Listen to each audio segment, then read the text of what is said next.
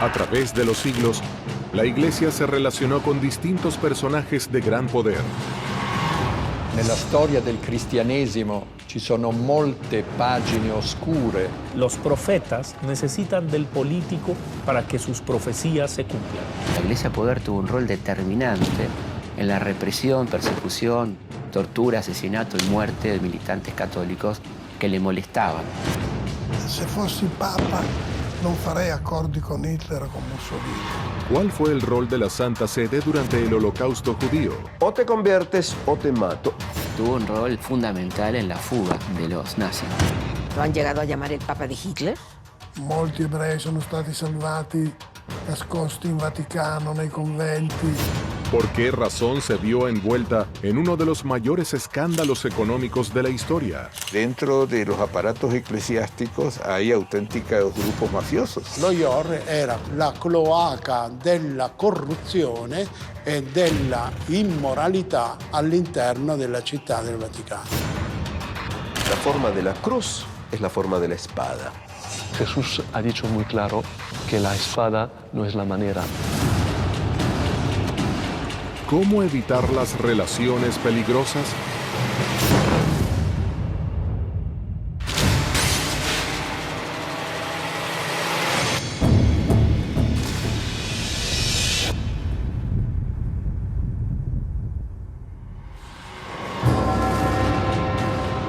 A través de su historia, la Iglesia mantuvo vínculos políticos y económicos con diferentes líderes del mundo.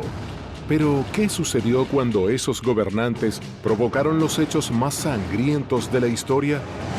Nella storia del cristianesimo ci sono molte pagine oscure. Pensiamo al fenomeno dell'Inquisizione, pensiamo al fenomeno dell'antisemitismo, pensiamo alle guerre di religione, pensiamo anche in tempi recenti all'appoggio che molti vescovi hanno dato ai regimi dittatoriali.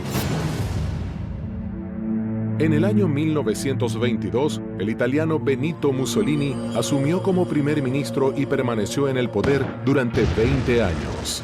¿Qué lugar le dio a la Iglesia en su proyecto político?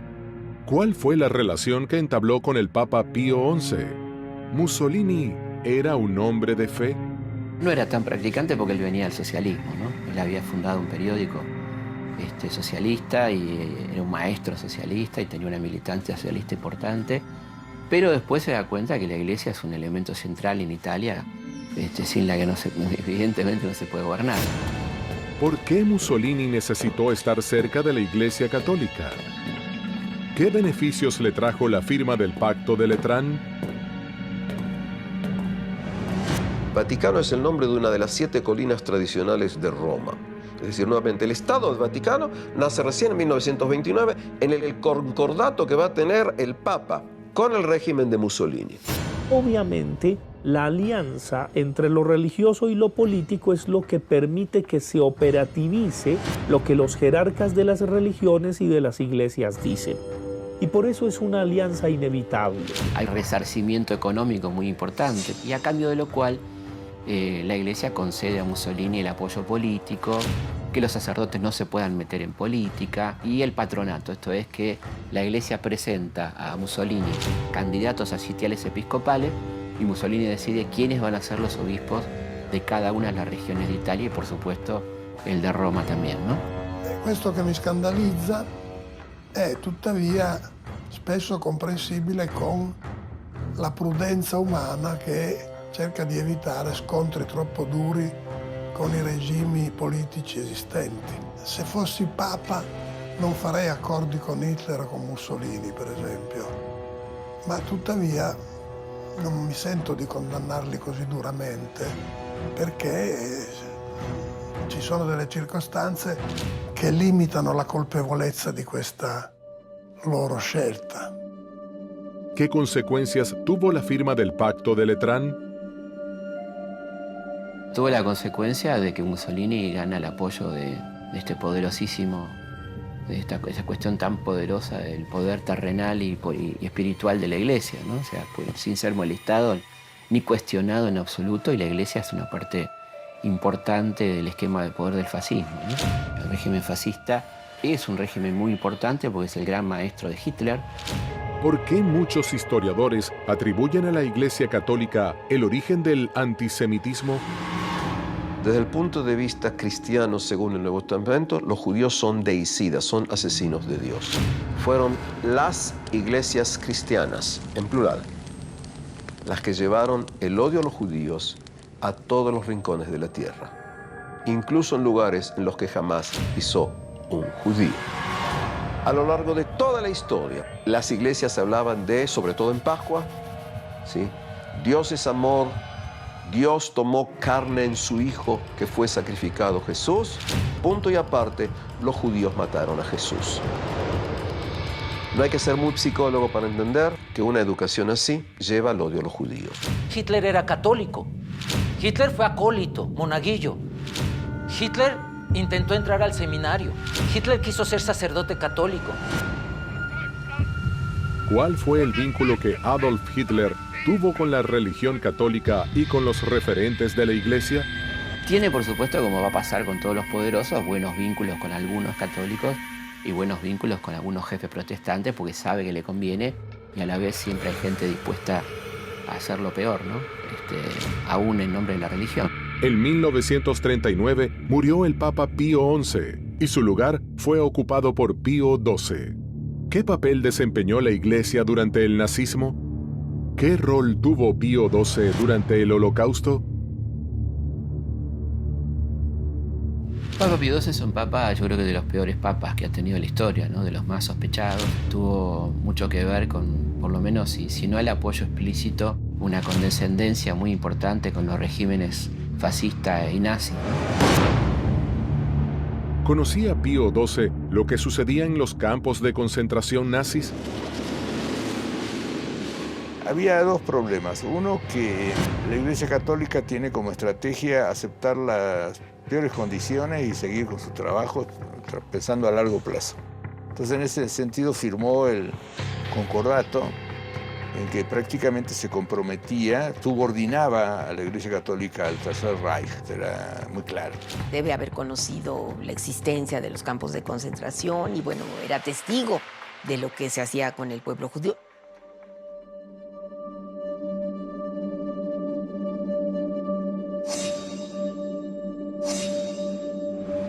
Se justificó en función de que, manteniendo este vínculo con el régimen nazi, creaba ciertos espacios para poder negociar y salvar y hacer ciertas acciones que, de haberse declarado un enemigo mucho más fuerte, no hubiera podido conseguir.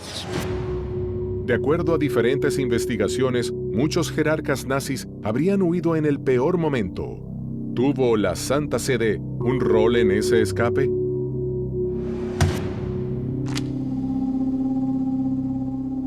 Y tuvo un rol fundamental en la fuga de los nazis, ¿no? Estamos hablando entre 1943, 44 y sobre todo 45, con la fuga de los principales jerarcas del nazismo a través de la Cruz Roja, la CIA, parte de la inteligencia británica y sobre todo el Vaticano, que operaba como cobertura, mandándolos en principio a Portugal y a España, muchos a la Argentina, a Brasil, Paraguay y Chile, y por supuesto a los Estados Unidos, cosa que se dice poco. Hubo gente que llegó a países de Sudamérica con pasaporte del Vaticano. O sea, que eran criminales de guerra nazis. O gente que estaba muy comprometida con el nazismo, llegó con pasaporte vaticano. Hay que ser muy cuidadosos y transparentes cuando se hacen ya acuerdos escritos, ¿no? Convenios con los gobiernos, porque la historia es maestra y hay que recordar la experiencia del vínculo de la Iglesia Católica con el nazismo. Le cose che mi scandalizzano di più talvolta nella storia dei papi è il fatto che certi papi sono stati troppo amici di dittatori, capi di Stato sanguinari. Hay que mantener cierta distancia porque de alguna manera un estrecho acercamiento con los poderes políticos puede provocar corrupción. acrecienta los temores, las tentaciones de la corrupción. ¿Podría la Iglesia haber intervenido más durante el nazismo o hizo todo lo que pudo? El Papa Pío XII lo han llegado a llamar el Papa de Hitler, porque se critica que no fue suficientemente capaz de enfrentar de una manera más vigorosa al nazismo.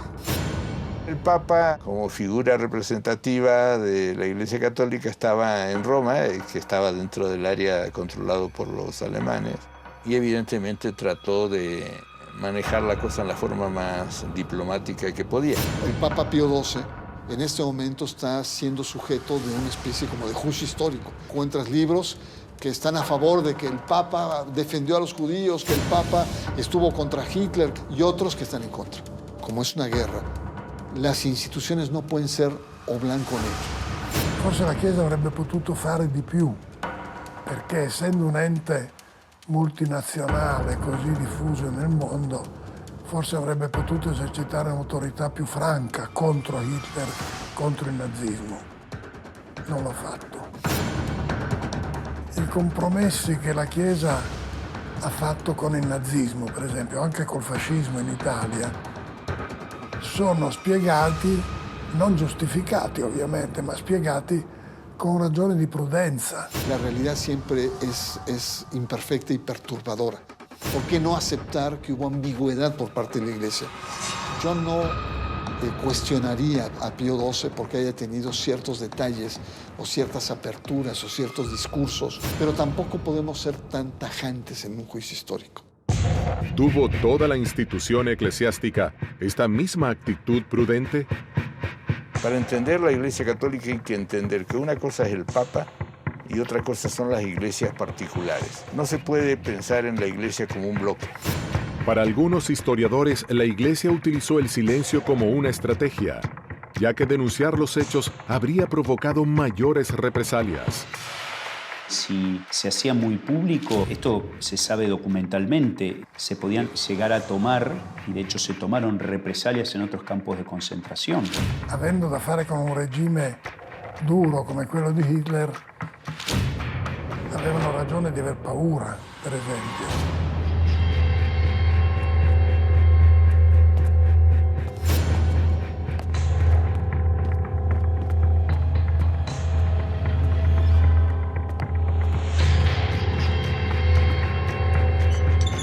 Existen versiones de que muchos sacerdotes alertaban a los judíos de la llegada de los nazis y los escondían en pasadizos secretos para protegerlos.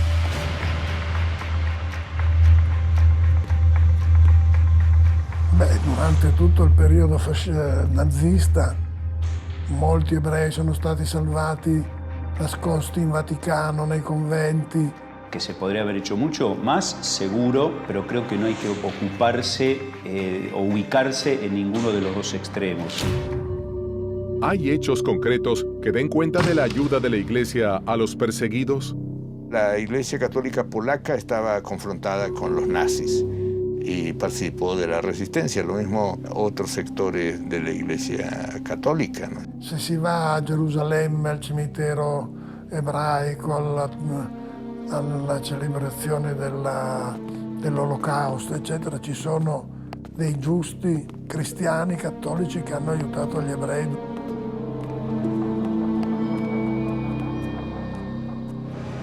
Yo siempre rescato el testimonio de Maximiliano Kolbe, el franciscano que muere en el campo de concentración. ¿Qué hizo Maximiliano Kolbe? Cuando se había escapado uno del campo de concentración, vino la razzia, numeraban cada 10, tocó un padre de familia. Maximiliano Kolbe le pidió al jefe: yo tomo su lugar porque él es un hombre casado y tiene hijos. El jefe accede a la petición y Maximiliano Kolbe toma su lugar. Il concetto di carità che la Chiesa ha sempre cercato di praticare, che molti ecclesiastici, molti credenti hanno sempre cercato di praticare, ha limitato anche i danni dei compromessi. Distintas voces se alzan a favor y en contra del papel que la Iglesia desempeñó durante la Segunda Guerra Mundial. Pero no fueron estos hechos los únicos por los que ha sido cuestionada. ¿Cuáles fueron los vínculos de la Iglesia con el poder económico? ¿Qué relaciones peligrosas pusieron en jaque la estabilidad de la curia romana? ¿Cómo condicionan las mafias la labor de la Iglesia?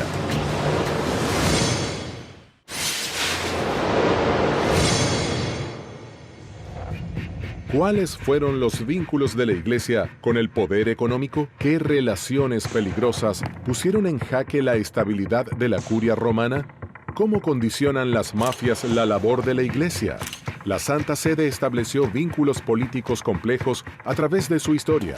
Pero, ¿qué ocurre con el poder económico? ¿Puede la Santa Sede mantenerse alejada?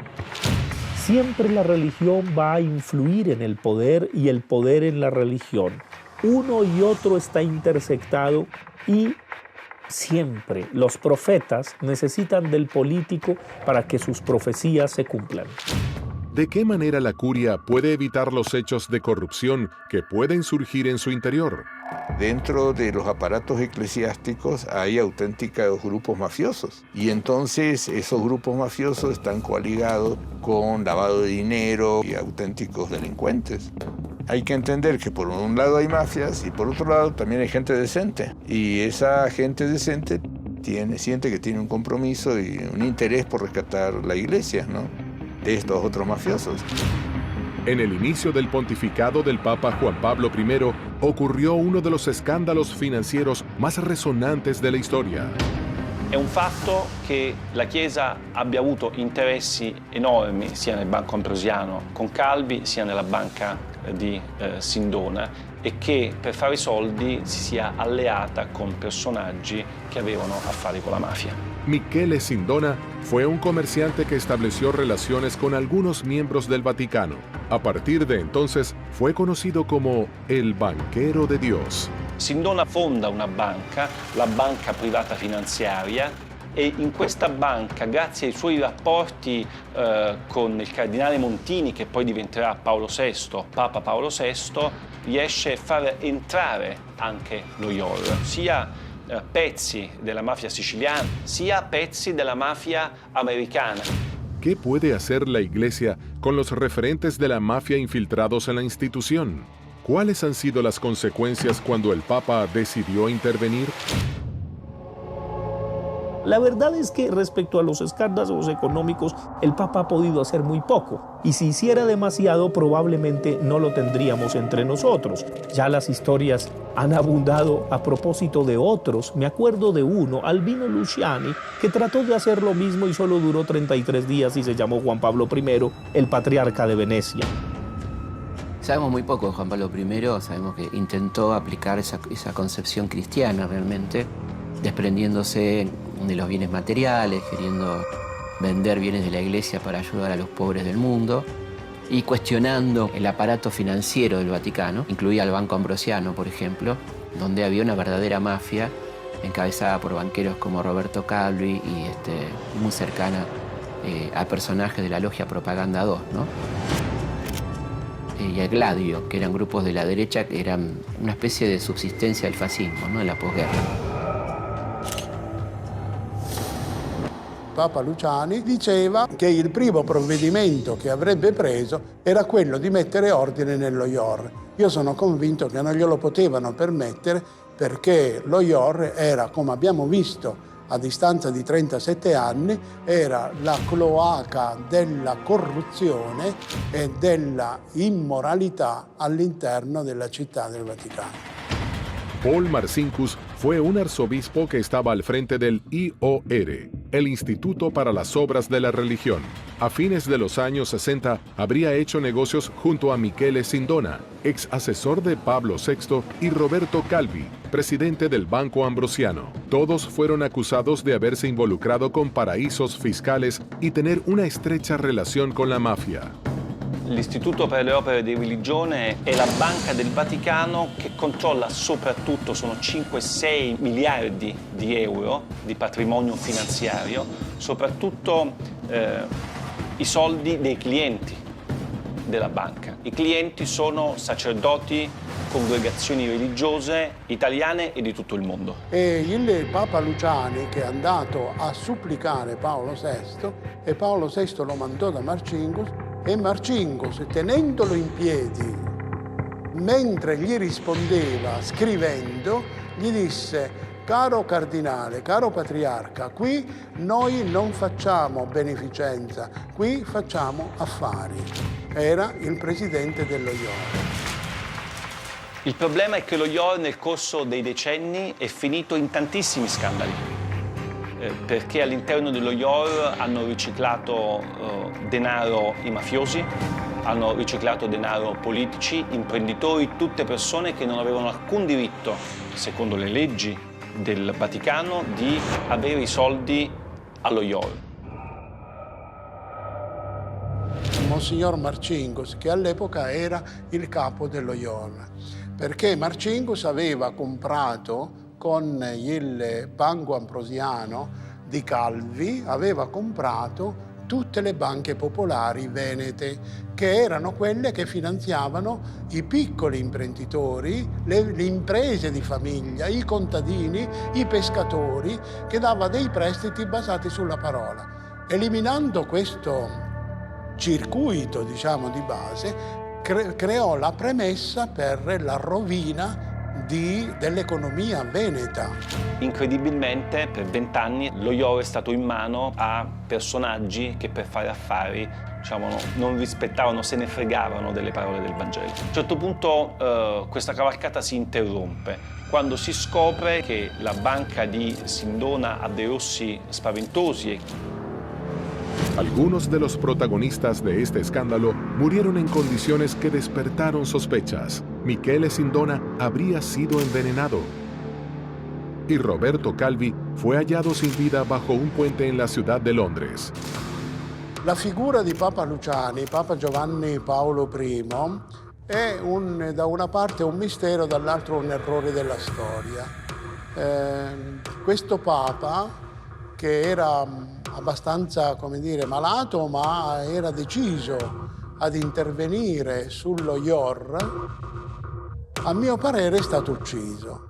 È chiaro che quello che in quei 33 giorni Giovanni Paolo I ha detto, ossia di voler fare una trasparenza maggiore sull'istituto delle opere di religione, in cui il dominus assoluto era Marcinkus, ricordiamolo, ha fatto immaginare che qualcuno potesse non amarlo particolarmente. Da questo al fatto che Papa Luciani sia stato ucciso ce ne passa moltissimo. Ad oggi non ci sono prove per dire che ci sia stato un omicidio.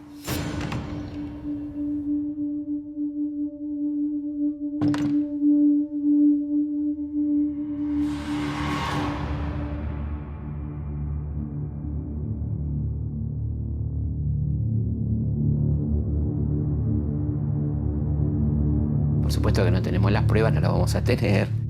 Es un hecho altamente probable que fue asesinado por su excesiva preocupación por la justicia, evidentemente, ¿no? Estas no fueron las únicas muertes que rodean la historia de la institución religiosa. ¿Fueron las cruzadas una guerra en nombre de Dios o un enfrentamiento de intereses políticos que duró casi 200 años?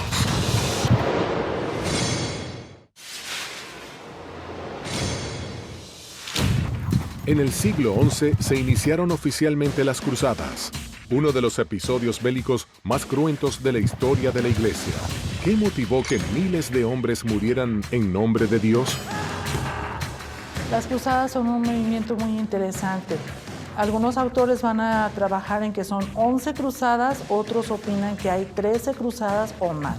Y es un movimiento que va a surgir con el deseo de salvar Jerusalén de las entradas de los grupos árabes hacia esta zona. Oficialmente arranca con un llamado de Papa Urbano II en 1095 que insta a liberar Tierra Santa, Israel, Palestina, de los turcos, de los selyúcidas que habían avanzado en la región y habían creado un cataclismo en toda la zona del corredor sirio-palestino. Después el movimiento se va llevando de tal manera que la persona que no hiciera una cruzada pues no tendría una posibilidad tan fácil de ser salva.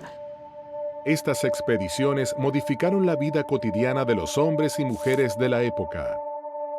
El movimiento también que surge a través de las cruzadas es el surgimiento de los hospitales. Mucha gente quedaba en los caminos, había a veces batallas que librar con otros grupos que se encontraban y grupos de mujeres van prestando sus casas y también surge lo que serían los mesones o tipo hoteles para que las personas pudieran descansar en algún momento. No se puede pensar que todas las cruzadas fueron iguales. Si fueron cruentas, fueron guerras. Las guerras se libran con armas y se mata gente. El recuerdo de las cruzadas más impactante es la destrucción de las comunidades judías del Rin al paso de los cruzados. Y los relatos son cruentos. Existen crónicas judías del siglo XI, XII, donde muestran cómo encerraban a los judíos en una sinagoga y la prendían fuego, o iba matando uno por uno con espada delante de sus familias. Y después también en la propia Palestina, los cruzados llegan y libran la guerra contra los musulmanes y matan como se mata en una guerra, cosa que está mal siempre. Y es cruento. Y después los musulmanes hacen lo propio. ¿Cómo eran los hombres que iban a las cruzadas? ¿Por qué decidían entregar su vida en una guerra santa? Los varones que van a las cruzadas y llegan vivos no habían sido buenos cristianos. Si habían muerto en las cruzadas era mejor porque iban a tener un reconocimiento mayor de la iglesia y de Dios. Algunos plantean que incluso hubo cruzadas de niños, en donde se mueve a los niños a que también caminen, pero casi siempre eran movimientos para varones. ¿Pudo la fe impulsar una de las guerras más oscuras, sangrientas y largas de la historia de la Iglesia? ¿Acaso la Guerra Santa fue una cruzada política? Ellos logran conquistar Jerusalén, aparece el reino de Jerusalén, es un reino cruzado que tiene un tiempo de duración, después terminan siendo expulsados y se transforma en un interlocutor más en la realidad cristiana de Oriente, siempre en tensión con los musulmanes, hasta que son eliminados. Muchas veces también las cruzadas fueron interpretadas como una marca de la expansividad de la Europa feudal hacia afuera y no tanto vinculada a un fenómeno religioso como es la recuperación de Tierra Santa. Y la idea era, o te conviertes o te mato. Podríamos decir a nivel metafórico y no metafórico que la forma de la cruz es la forma de la espada. Y de esta manera se llevó el cristianismo a todo tipo de rincones en la historia. Es muy importante decir que no fueron guerras de religiones, fueron guerras políticas. Y incluso si la motivación era religiosa, en última instancia la guerra misma tenía razones políticas y de balance of power, ¿no? De balanzamiento de potencias en el Mediterráneo. Porque Jesús ha dicho muy claro que la espada no es la manera de sacar adelante la religión. Él mismo ha muerto, ha dejado que le mataran. Entonces no puede haber ninguna razón religiosa, cristiana, por hacer una guerra. La Iglesia Católica se manifiesta en contra de las guerras y a favor de dar amor. Sin embargo, constantemente deben enfrentar críticas sobre un supuesto rol o falta de acción frente a grandes tragedias. América Latina sufrió una de las dictaduras más cruentas de la historia. ¿Pudo la institución denunciar los hechos? ¿Cuál fue el rol del Papa Francisco durante la dictadura argentina?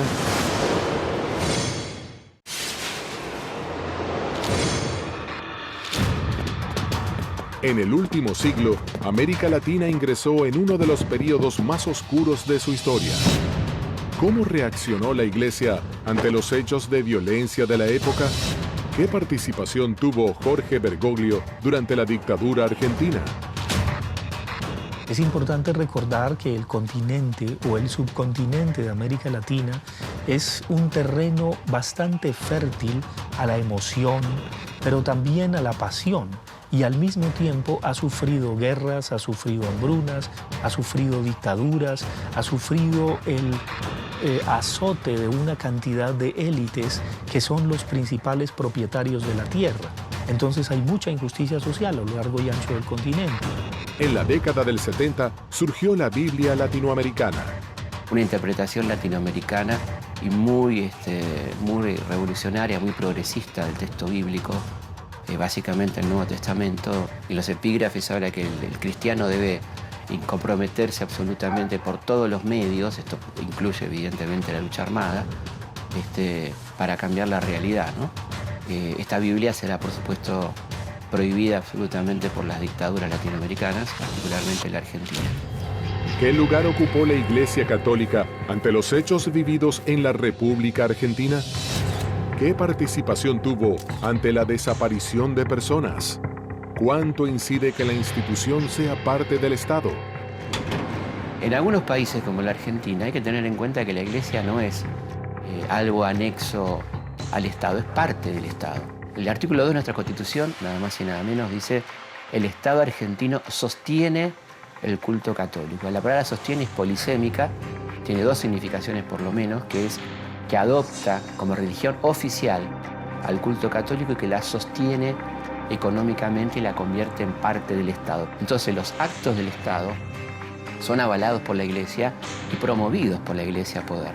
Entonces la Iglesia Poder tuvo un rol determinante en la represión, persecución, tortura, asesinato y muerte de militantes católicos que le molestaban.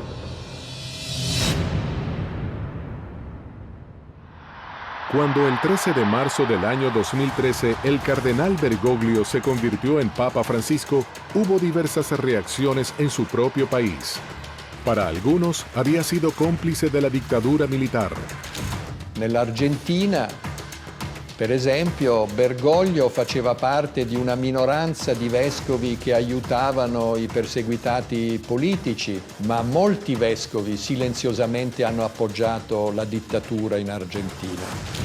Pochissimi sono stati apertamente contrari. Un tiempo más tarde, los rumores se calmaron e incluso se llegó a reivindicar la figura de Francisco como uno de los pocos que ayudaron a los perseguidos políticos. Sin embargo, eso no incluyó al grueso de la Iglesia argentina, que hizo un reconocimiento público de su participación en la dictadura. E nel 2000 proprio il presidente della conferenza episcopale argentina, Monsignor Carlich, ha chiesto perdono perché c'è stato indulgenza verso il totalitarismo. ¿Acaso este vínculo de la Iglesia con el poder político-económico influyó en el alejamiento de los fieles? La Iglesia Católica ha perdido fieles porque en un momento o en algunos países ha perdido contacto con las personas. Se ha unido con poderes políticos, ha visto solamente por sus propios intereses y ha dejado de ver a las personas que verdaderamente están sufriendo, ha excluido a personajes, ha excluido a hombres y mujeres que piensan de manera diferente. Uno de los problemas a los que se enfrenta la cristiandad en las últimas décadas es cómo se va reduciendo el número de cristianos. Entonces, esto para muchos en la Iglesia es altamente doloroso. El mecanismo que utilizan los fieles para someterse casi siempre es la ignorancia. La ignorancia quita poder. El saber da poder. Si los fieles supieran mucho de la historia de su propia religión, supieran historia de la teología, historia de las iglesias, supieran el daño que genera la violencia, la culpa, muchos de ellos dejarían de seguir a las iglesias. Creo que la negación es uno de los mecanismos que se utiliza cuando ya se sabe. ¿Tuvo en cuenta la Iglesia las críticas de sus detractores? ¿Qué mirada renovadora intentó la Iglesia? ¿Qué gestos tuvo la Santa Sede después del Holocausto? ¿Cuál fue la postura de la Iglesia ante los acontecimientos que pusieron en jaque la estabilidad de la institución? ¿Será el mensaje de Francisco el punto de partida para lograr que muchos hechos de violencia no se vuelvan a producir? ¿Logrará evitar que la historia se repita?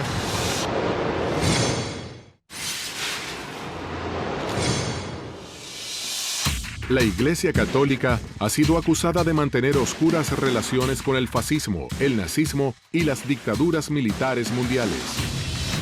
Pero de igual manera ha sido defendida y reivindicada por la acción de hombres de fe que dieron su vida por el prójimo e impulsaron cambios en la institución. Luego del exterminio sistemático de 6 millones de judíos durante la Segunda Guerra Mundial, sacerdotes católicos de la Iglesia Católica Holandesa quisieron cambiar el catecismo, porque en el catecismo, entre otras cosas, se dice: y los judíos mataron a Jesús. Respecto puntualmente a la muerte de Jesús y quiénes fueron sus autores, la Iglesia es muy clara en este sentido y lo ha ido aclarando con el paso de los años. No se puede echar la culpa a toda una comunidad o una colectividad. Fueron personas históricas, en un contexto histórico. Juan XXIII tenía su pontificado fue de muy pocos años, ¿verdad? Pero convoca un concilio que se va a celebrar entre 1962 y 1965. Incluso él muere antes, no puede ver el final del concilio. Pero el motu central del concilio es el ayornamiento de la Iglesia. ¿Y de qué se trata? Tener una nueva visión, una nueva lectura del papel de la Iglesia. Ahora en diversas iglesias católicas hubo oposición al cambio de esto, porque ¿cómo decir que los judíos no son asesinos de Jesús? Pero más allá también hay una relación importante respecto a la cuestión judía, ¿no? Donde se le quita a los judíos este cargo histórico que han tenido sobre ser los asesinos de Cristo y que han dado lugar a persecuciones, holocausto. Entonces, lejos la Iglesia de culpar a la comunidad judía, a la que, insisto, Juan Pablo II, recuerdo, primer papa que entra a la sinagoga de Roma y los llama hermanos mayores en la fe, sin dejar de lado un contexto histórico de una muerte que fue histórica y que tuvo sus responsables históricos. ¿Ha reconocido sus errores históricos? ¿Ha pedido perdón?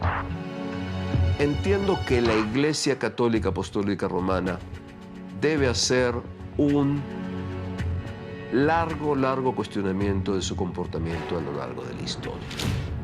El que empezó a hacer eso fue el importantísimo Papa Juan Pablo II. Entiendo que el diálogo entre el mundo cristiano y los judíos, o mundo cristiano en general, lo empezó Juan Pablo II. Es decir, el entender que todos los seres humanos son eso, son seres humanos. Pensemos que el Vaticano tiene una historia muy negra, ¿no?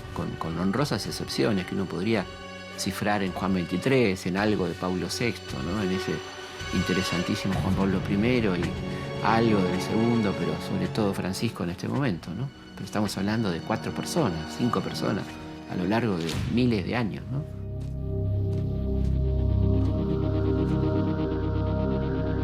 La crudeltà non è finita in Auschwitz, in Birkenau, perché oggi si tortura la gente. Tanti prigionieri sono torturati.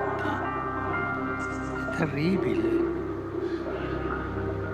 Vivono, scusatemi, come animali. Francesco stimola i credenti e soprattutto le strutture della Chiesa a capire il valore delle differenze, sia il valore anche del pluralismo del pensiero. Francesco sottolinea spesso che mai nella Chiesa bisogna usare il nome di Dio per motivi politici e condanna sistematicamente il fondamentalismo di qualsiasi religione che usa il nome di Dio per atti di violenza o di terrorismo. Creo que en general en los últimos papados existe una actitud bastante similar, de por un lado rechazar dictaduras, rechazar fascismos, y entonces vemos tanto en Juan Pablo II, Benedicto XVI, el Papa Francisco, un deseo de rechazar esos extremos. ¿Son posibles estos cambios? ¿Qué obstáculos deberá enfrentar Francisco para evitar nuevos hechos de violenza? Però oggi anche la situazione della Chiesa è frammentata in tutto il mondo e quindi dipende dalle singole nazioni dove semmai la Chiesa è compromessa con interessi politici o economici. Ojalá que Occidente no vaya a inventarse guerras donde no debe inventárselas más, porque estaríamos asistiendo a un momento de mayor destrucción humana que a lo único que nos va a conducir, desgraciadamente, es a que tomemos conciencia a través del dolor.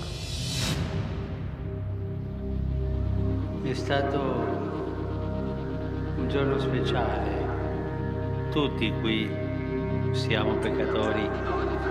Tutti abbiamo il peso dei nostri peccati.